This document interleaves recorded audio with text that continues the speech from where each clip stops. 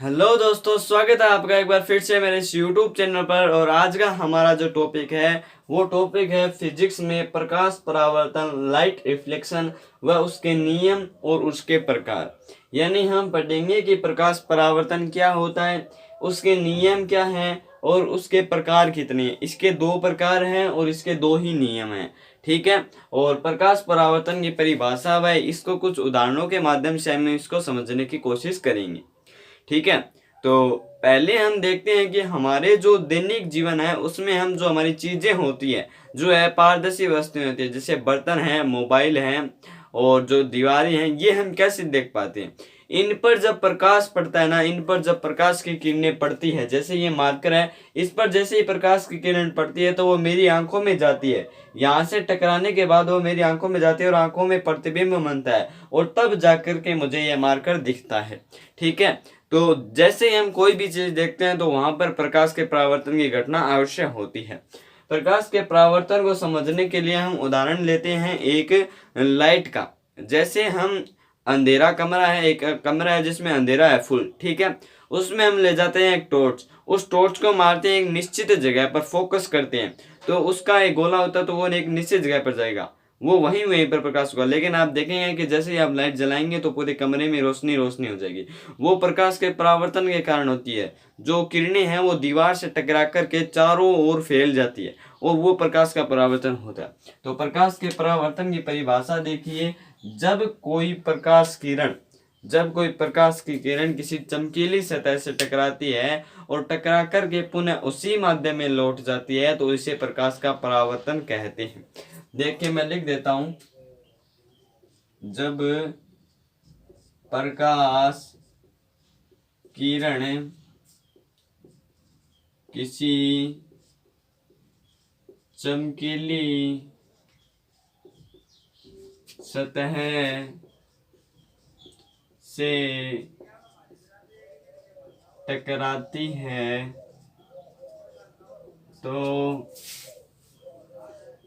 टकराकर वह पुनः उसी माध्यम में लौट जाती है। इस घटना को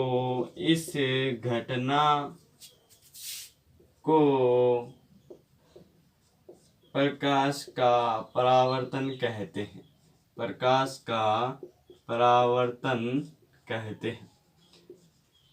प्रकाश का परावर्तन कहते हैं। देखिए ये एक मान लीजिए चमकीली सतह है या दर्पण है, ठीक है। और ये पहला माध्यम है और ये दूसरा माध्यम है। प्रकाश की किरण आती है ऐसे, ये प्रकाश की किरण ऐसे आती है और टकरा करके इस तरह चली जाती है, इस तरह। तो प्रकाश की किरण जब किसी चमकीली सतह पर टकराती है तो वह टकरा करके पुनः इसी माध्यम में घूम रही है और टकरा कर इसी माध्यम में जा रही है। तो इस घटना को क्या कहते हैं? परावर्तन कहते हैं। जब प्रकाश की किरण किसी चमकीली सतह पर टकराती है तो टकरा करके वह पुनः उसी माध्यम में लौट जाती है। इस घटना को प्रकाश का परावर्तन कहते हैं। मैंने आपको दीवार का उदाहरण दिया कि जैसे आप दीवार पर टॉर्च मारेंगे तो चारों ओर लाइट ही लाइट हो जाएगी। तो हम जैसे टॉर्च मार रहे हो तो वो दीवार के अंदर से बाहर तो जा नहीं रही, वो अंदर ही अंदर फैल रही है। तो ये पहले ही माध्यम में फैल रही है, ठीक है। और यही घटना प्रकाश का परावर्तन कहलाती है कि जब प्रकाश किरण किसी चमकीली सतह से टकराती है तो टकरा करके वह पुनः उसी माध्यम में लौट जाती है। इस घटना को प्रकाश का परावर्तन कहते हैं, ठीक है। इस घटना को हम प्रकाश का परावर्तन कहते हैं। अब प्रकाश के परावर्तन के नियम देख लेते हैं। इसके दो नियम हैं। प्रकाश के परावर्तन के दो नियम हैं, ठीक है। अब देखिए ये जो चित्र है यहाँ पर हम कुछ और कोशिश करते हैं। देखिए, ठीक है। जो किरण गिरती है ना, जो किरण आती है और प्रकाश की सतह से चमकीली सतह से टकराती है, जो किरण प्रकाश की सतह से आकर टकराती है उसे हम आपतन किरण कहते हैं, आपतित किरण कहते हैं, आपतित किरण, आपतित किरण। और जो किरण परावर्तन होकर के परावर्तन की घटना में आगे टकरा करके जाती है उसको हम परावर्तित किरण कहते हैं, परावर्तित किरण, क्योंकि इसमें परावर्तन की घटना हुई है। और जहां पर ये दोनों आपस में टकराती है, जहां से टकरा करके ये आपतित किरण परावर्तित किरण बनती है, इस बिंदु को हम आपतन बिंदु कहते हैं। क्या कहते हैं? आपतन बिंदु। और इस आपतन बिंदु पर जो कोई लंब होता है उसे हम अभिलंब कहते हैं, अभिलंब। ठीक है, एक बार फिर से समझिए, ये एक चमकीली सतह है, ठीक है,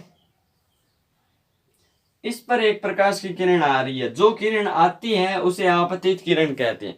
यह किरण इस बिंदु पर टकरा करके आगे चली जाती है, उसी माध्यम में लौट जाती है। तो कौन सी किरण परावर्तन की घटना को सफल बना रही है? ये किरण, इसीलिए ये किरण परावर्तित किरण हो गई। और जिस बिंदु पर ये टकरा रही है उसे आपतन बिंदु कहते हैं। आपतन बिंदु पर लंब यानी 90 डिग्री इधर और 90 डिग्री इधर, उसे हम अभिलंब कहते हैं। ठीक है, ये चार चीजें आपको याद करनी है। ठीक है, अब देखिए परावर्तन के नियम। परावर्तन का पहला नियम है कि जो आपका किसी भी सतह पर आपतित किरण, परावर्तक पृष्ठ पर आपतन बिंदु पर अभिलंब और परावर्तित किरण तीनों एक ही तल में होते हैं। ये तीनों एक ही तल में है ना, ये भी यहीं पर है, ये भी यहीं पर और ये भी यहीं पर है। ठीक है, ये है परावर्तन का पहला नियम कि आपतित किरण आपतन बिंदु पर अभिलंब, आपतन बिंदु पर अभिलंब तथा परावर्तित किरण तीनों एक ही तल में होते हैं। कैसे?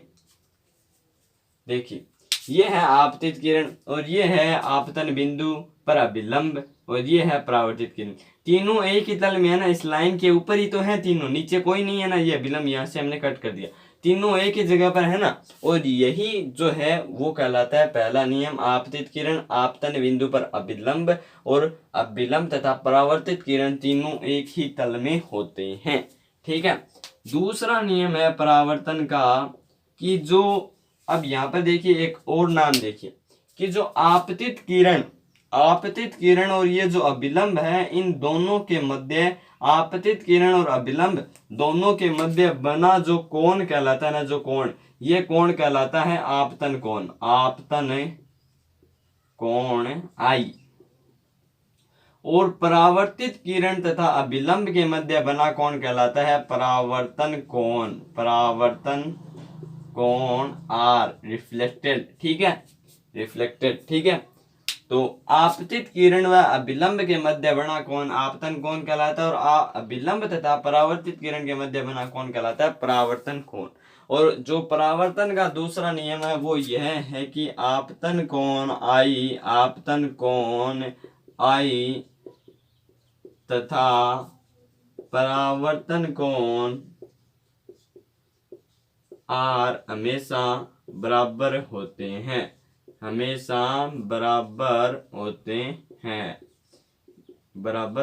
यानी कोण आई बराबर होता है कोण आर। ठीक है, ये होता है प्रकाश के परावर्तन का दूसरा नियम।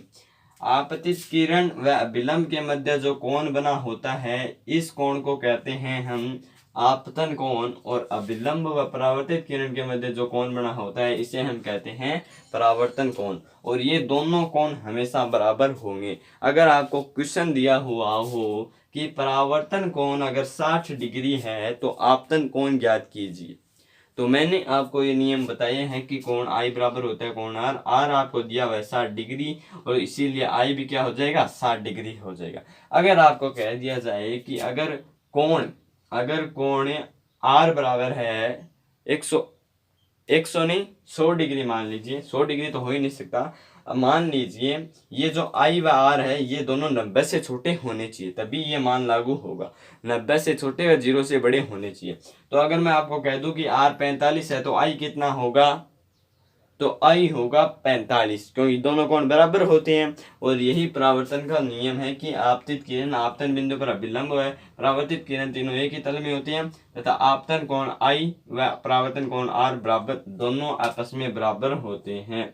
ये अगर 60 है तो ये भी 60 होगा, ये अगर 50 है तो ये भी 50 होगा, ये अगर 100 है तो ये 100 नहीं हो सकता, 100 नहीं हो सकता, 90 हो सकता है, 90 हो सकता है। 90 कब होगा? जब ये चमकीली सतह है आपकी, मान लीजिए ये, और इस पर एकदम सीधी किरण हमने गिरा दी, तब ये 90 डिग्री होगा।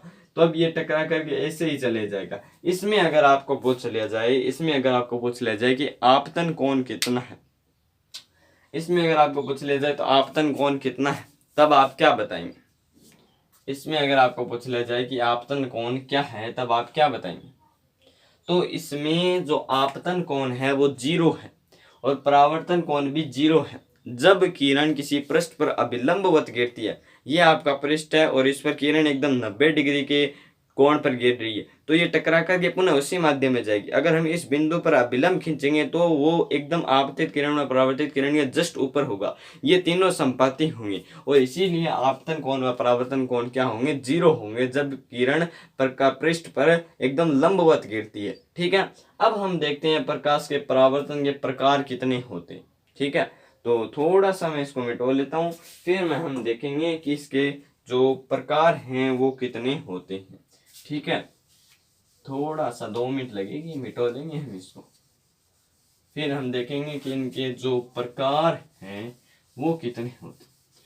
प्रकार जो है वो मोस्ट, ठीक है, मोस्ट एकदम मोस्ट क्वेश्चन बन सकते हैं। और जो मैंने आपको किरण बताई है ना अभिलंबवत वाली, ये एमसीक्यू में छोटा ज्यादा महत्वपूर्ण क्वेश्चन आ सकता है। ठीक है, जो किरण अभिलंबवत देती है ये मोस्ट क्वेश्चन आ सकता है। प्रकार, तो परावर्तन जो है वो 2 प्रकार का होता है, एक होता है नियमित परावर्तन, नियमित परावर्तन, और दूसरा होता है विसरित परावर्तन, विसरित परावर्तन। तो परावर्तन कितने प्रकार का होता है? परावर्तन 2 प्रकार का होता है, एक होता है नियमित परावर्तन, एक होता है विसरित परावर्तन। अब मैं आपको 2 उदाहरण देखता हूं। देखिए, आपने लिया एक कांच, ठीक है, ये कांच ले लिया आपने, इस पर आप जैसे इसे टॉर्च से, मान लीजिए ये टॉर्च का अगला हिस्सा है, आप लाइट मारेंगे तो आगे जो कोई भी खड़ा है उसके आंखों में एक रिफ्लेक्शन जाएगा, उसको ये प्रकाश जो एक निश्चित बिंदु से चमकता हुआ दिखाई देगा और अन्य जो जगह है वो वैसी वैसे दिखाई देगी।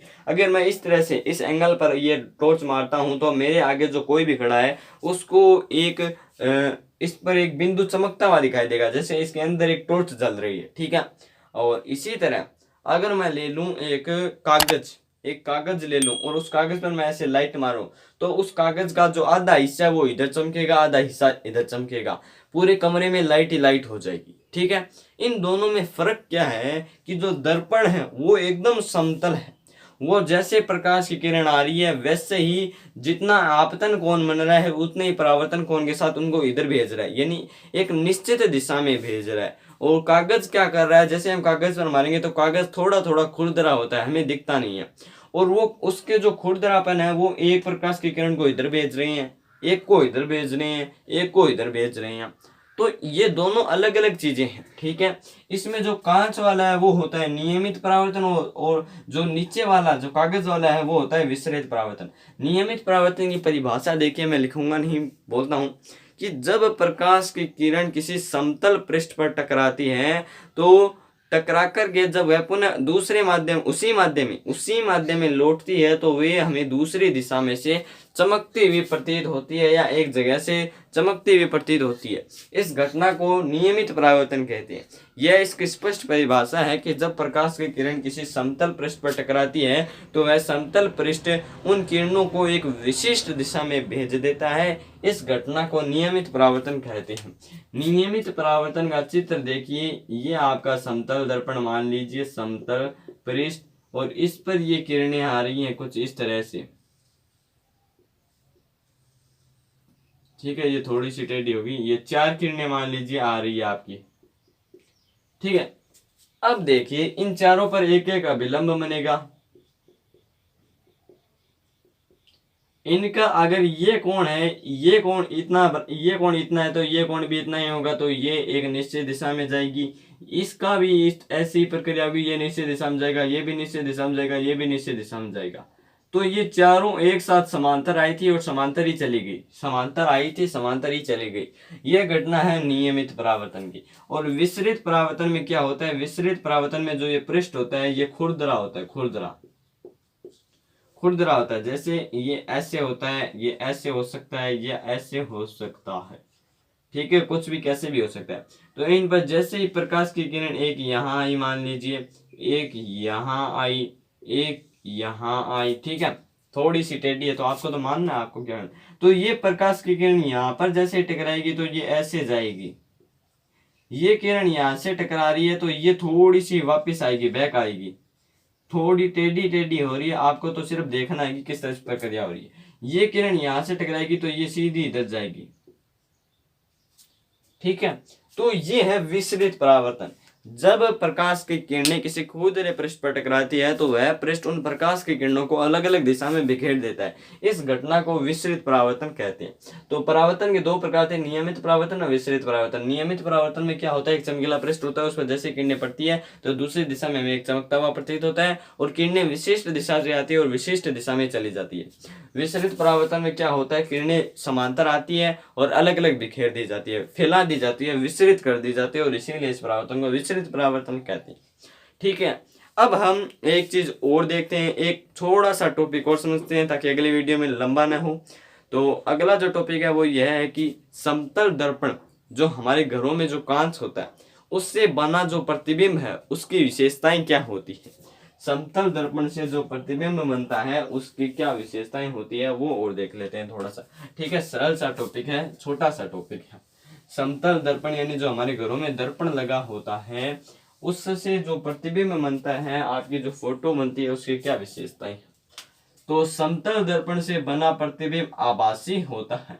आभासी यानी हम उसको महसूस करते हैं, उसको हाथ नहीं लगा सकते, ठीक है, ये हमें प्रतीत होता है। तो समतल दर्पण से जो प्रतिबिंब बनता है वो आभासी होता है। समतल दर्पण से बना प्रतिबिंब जो है वो आभासी होता है।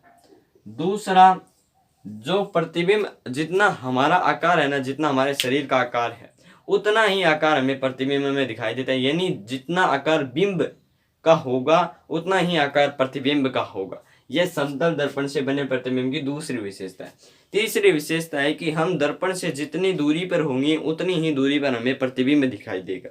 जितनी दूरी पर हम दर्पण से होंगे उतनी ही दूरी पर हमें प्रतिबिंब दिखाई देगा। अगर आप दर्पण, समतल दर्पण से 50 मीटर दूर है तो आपका प्रतिबिंब भी 50 मीटर दूर दिखेगा। ये समतल दर्पण से बने प्रतिबिंब की तीसरी विशेषता है।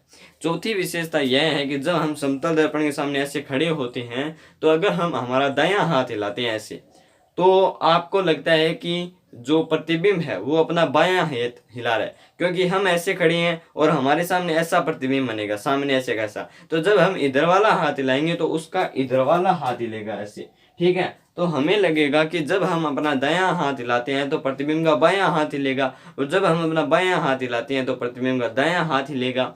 और इस घटना को क्या कहते हैं, इस घटना को कहते हैं पार्श्व परावर्तन। क्या कहते हैं, लेटरल रिफ्लेक्शन, लेटरल रिफ्लेक्शन, या जो पार्श्व परावर्तन कहते हैं।